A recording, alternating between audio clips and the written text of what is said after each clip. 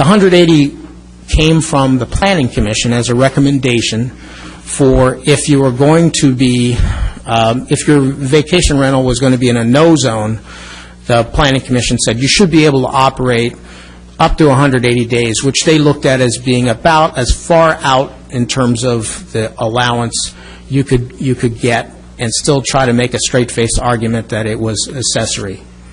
So, again, accessory use is incidental and subordinate, and so they were kind of keying on the word subordinate and saying that just means just less than, and so that's where they came up with 180 days. Now, that's pretty generous. It's not what I believe the language of the ordinance and the context of the ordinance dictates, but again, it's an offer to try to settle and not basically be arguing with people in residential zones that have vacation rentals. Where we get into problems is where we have operations that are at such intensity and frequency that they cause conflicts with neighbors. So while the symptom may be garbage and trash and parking and noise, the real core problem is the intensity and frequency of use of a vacation rental in a residential zone. And so one way to deal with that is to basically offer to property owners 180 days, and then you can forget about being challenged by the city as violating the zoning. And I'll give an example from the last meeting. We've had people come to the podium and say, this occurred at the last meeting outside the record, but I'm going to say it anyway. We had someone come to the council and say,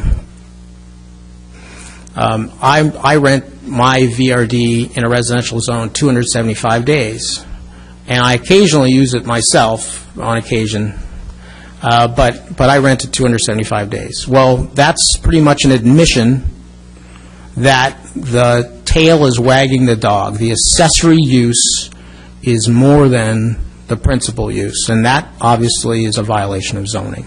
So that's a situation where you have evidence that you could revoke the land use approval because they violated the zoning code. Revoke the land use approval, revoke the zoning, and then they have 0 authorized days.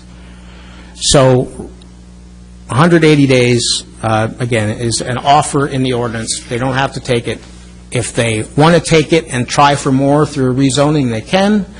If they don't want to take the offer, they can prove to you in a quasi-judicial proceeding that they are entitled to more than 180 days.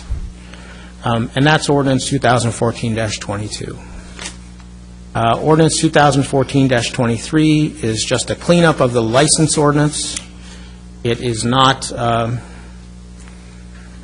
anything remarkable in terms of, it's just consistent with these changes. It recognizes that there will be 3 kinds of licenses: a commercial license, which is unlimited as to the number of nights you can rent; an accessory license, which would either be 30 days or the number of days you prove for a new VRD.